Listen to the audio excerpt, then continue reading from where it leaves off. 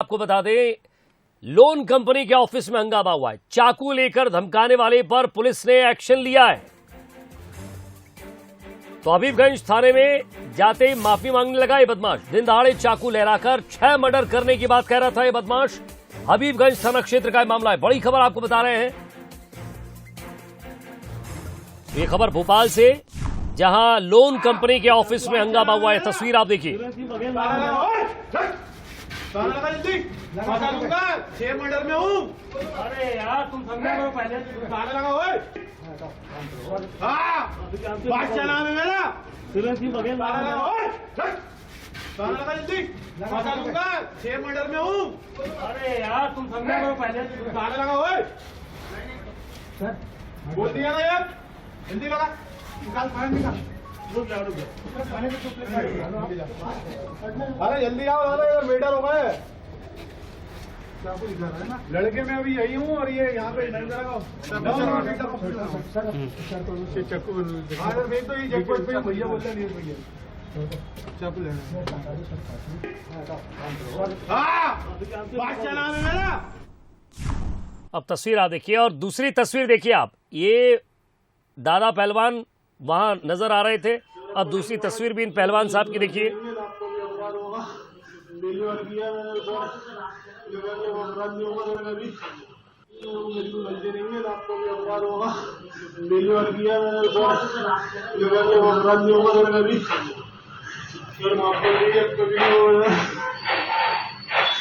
एक तरफ चाकू लहराकर धमका रहा है, दूसरी तरफ कह रहा है सर माफ कर दीजिए।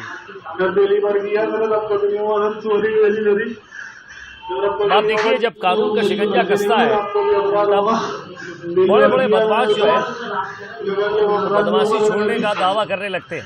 ये तस्वीर देखिए। पहले चाकू लेकर धमका रहा है, कह रहा है कि 6 मर्डर में हूं मैं। एक बार फिर से पहली तस्वीर उसकी आवाज और दूसरी तस्वीर उसकी आवाज सुनाते हैं। आवाज में, एक्शन में कितना अंतर आ गया है। बादशाह नाम है मेरा। बादशाह नाम है मेरा। जल्दी पता लूंगा 6 मर्डर में हूँ। अरे यार तुम समझा करो पहले। अब आप जरा समझिए कि आप अगर प्राइवेट कंपनियों से लोन ले लेते हैं, पैसा मांग लेते हैं, उसके बाद आपके साथ क्या सलूक होगा देखिए। अगर आपको लोन की जरूरत है, पैसों की जरूरत है, तो कृपया करके पहले जांच लें, समझ लें कि कहां आप पैसा मांग रहे हैं। अब ये पहले वो कह रहा है बादशाह हूं मैं, बादशाह नाम है मेरा। ये बादशाह देखिए उठक बैठक लगा रहे हैं, माफी मांग रहे हैं।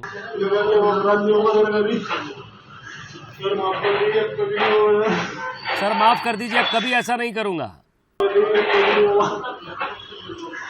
सूरज शर्मा हमारे संवाददाता हमारे साथ जुड़ गए। सूरज, ये जब चाकू लहरा रहा था तब इसे पता नहीं था कि पुलिस आएगी और ले जाएगी, और वहां क्या होगा उसके बाद बादशाह नाम के इस बदमाश की एकड़ी आप देखिए। ये हाथ जोड़ रहा है, माफी मांग रहा है। देखिए, बिल्कुल जो अपने आप को क्राइम की दुनिया का बादशाह बता रहा है और चाकू घुमाकर कह रहा है कि 6 मर्डर मैं कर चुका हूं, उसकी हेकड़ी तुरंत ही सब सामने आई। जैसे ही हबीबगंज पुलिस था उसको गिरफ्तार करके लाई तो यहाँ पर माफी मांगता नजर आया, गिड़गिड़ाता नजर आया।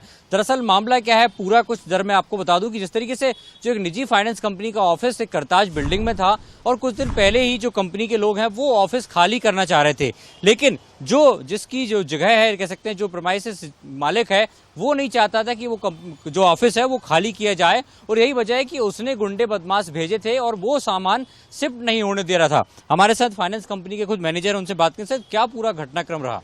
एक्चुअली सर, हम लोग वहाँ पे ऑफिस 12 साल करीब से हमारी ऑफिस थी, और चूँकि सेफ्टी सिक्योरिटी पर्पज पे वो सिक्योर नहीं था, तो जो हमारा सेफ्टी टीम है वहाँ पे एडवाइस किया था कि आप लोग कहीं और कमर्शियल बिल्डिंग पे शिफ्ट हो। तो हम लोग यासिमा मॉल के सामने एप्पल करके वहाँ पे शिफ्ट हो रहे थे, और सामान का जो हमारा जो एग्रीमेंट था, एग्रीमेंट की जो हमारी पॉलिसी है उसके तहत हमने बराबर 1 महीने का नोटिस दिया था इनको, और नोटिस देने के बाद जो भी चीज़ें थी हमारी फाइनलाइज थी। जब हम लोग सामान लेके जा रहे थे तो इनने बाउंसर भेजा, और बाउंसर जाके वो करके उसमें सामान रोकने की कोशिश की।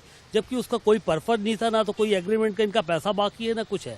हर चीज़ एडवांस में, चूंकि कंपनी का मैटर है, हम लोग हर चीज़ कंपनी के प्रोसेस और पॉलिसी के हिसाब से चलते हैं। पर जिस टाइप की आज घटना हुई है और उसने मारने की धमकी दी कि 6 मर्डर है, ऐसा करके उसने किया ऐसा। लेकिन ये माना है कि भोपाल पुलिस ने तुरंत कार्रवाई की, तत्काल एक्शन लिया, आपने फोन किया। मैं और आपको रोक रहा हूं।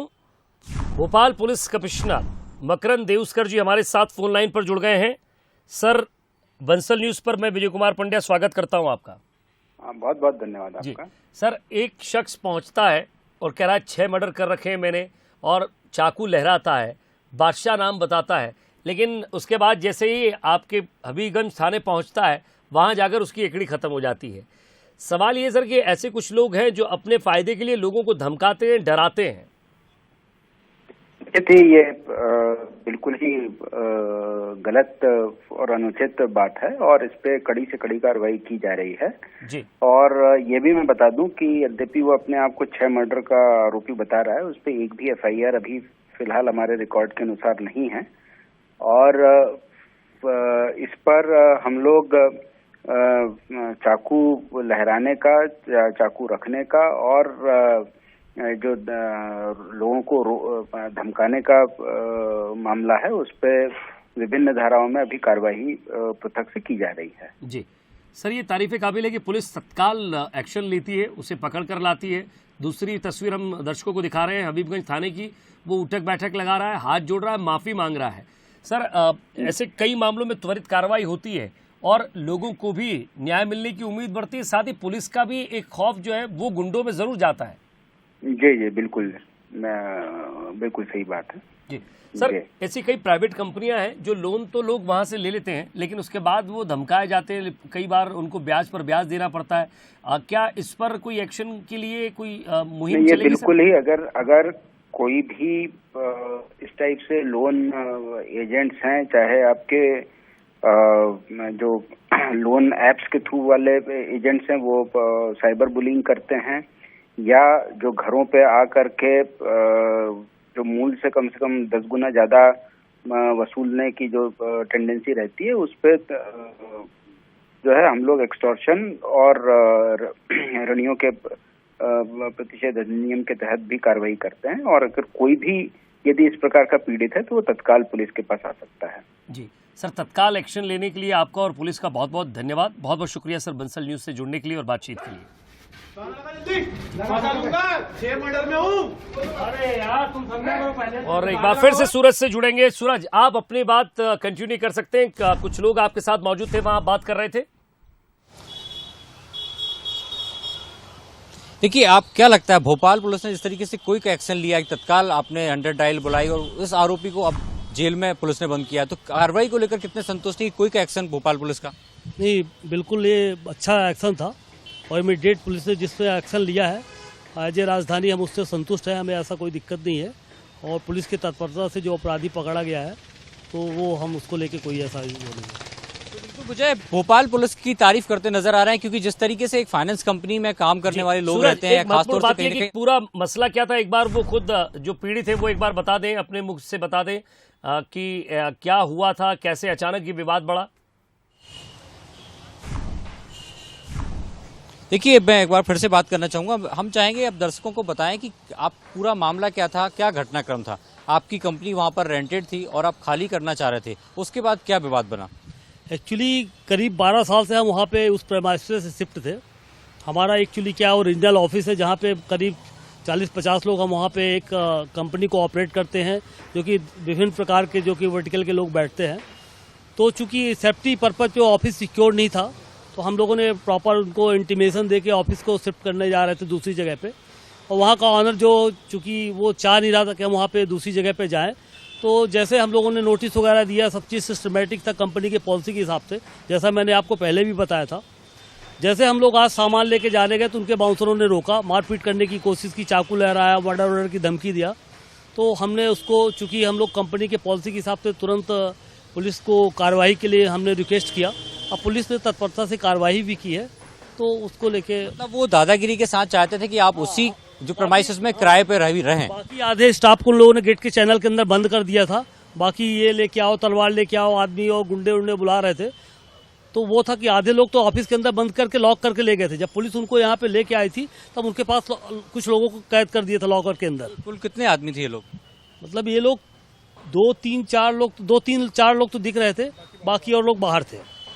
बाकी लोग किस तरीके से दादागिरी ये की जा रही थी? कुल मिलाकर दादागिरी का मामला है कि यदि आप किराएदार हैं और किराया देने के बाद भी यदि आप प्रेमाइसेस खाली कर रहे हैं, वो स्पेस को खाली कर रहे हैं, तो वो चाहते थे कि जबरदस्ती आप उसी प्रेमाइसेस में रहें। और यही कारण है कि जब सामान खाली किया जा रहा था तो आधे स्टाफ को बंद कर दिया था और बाकी स्टाफ को चाकू लहराकर धमकाया जा रहा था कि आप इस जगह को खाली नहीं कर सकते। यानी जबरदस्ती दादागिरी के साथ वो चाहते थे कि उस स्थान को ये लोग किराए पर लेकर रखें। विजय, वाकई, और उस दादागिरी की इकड़ी किस तरह निकली, ये वही थाना है जिसके पीछे सामने आप खड़े हैं। और उसी थाने में ये बादशाह नाम का जो बताया जा रहा बाउंसर है या गुंडा है, बदमाश है, हालांकि 6 मर्डर की बात कर रहा है। और खुद पुलिस कमिश्नर ने कहा कि एक मर्डर क्या, कोई भी FIR इसके खिलाफ फिलहाल नहीं है, लेकिन धमकाने वाले इस बादशाह नाम के व्यक्ति की चाकू लहराना और धमकाने के मामले में FIR दर्ज की गई है और उसके बाद माफी भी मांगता नजर आ रहा है। एक बार फिर से आपको सुनाते हैं किस तरह से ये पहले अपना नाम बताता है, अपनी दादागिरी दिखाता है, और दूसरी तस्वीर में ये किस तरह से फिर माफी मांगते हुए नजर आता है। बादशाह नाम है मेरा। ताला लगा जल्दी, फंसा दूंगा, 6 मर्डर में हूँ। अरे यार तुम समझा करो पहले। ताला लगा ओए। बादशाह नाम है मेरा। ताला लगा ओए। ताला लगा जल्दी, फंसा दूंगा, 6 मर्डर में हूँ। अरे यार तुम समझा करो पहले। मेरी कोई गलती नहीं है, आपको भी अपराध होगा। डिलीवर किया मैंने तो अपराध नहीं होगा मेरे में भी। सर माफ कर दीजिए, कभी नहीं होगा। सर माफ कर दीजिए, कभी नहीं होगा। मैं पहली बार किया मैंने, तब कभी नहीं हुआ। सर चोरी मेरी सर, अब कभी नहीं होगा। मेरी कोई गलती नहीं है, आपको भी अपराध होगा। चलिए, तो जो अपने आप को बड़े बड़े दादा पहलवान कहते हैं, ये खबर उनके लिए भी है, क्योंकि जब पुलिस थाने पहुंचते हैं तो कई बार हाथ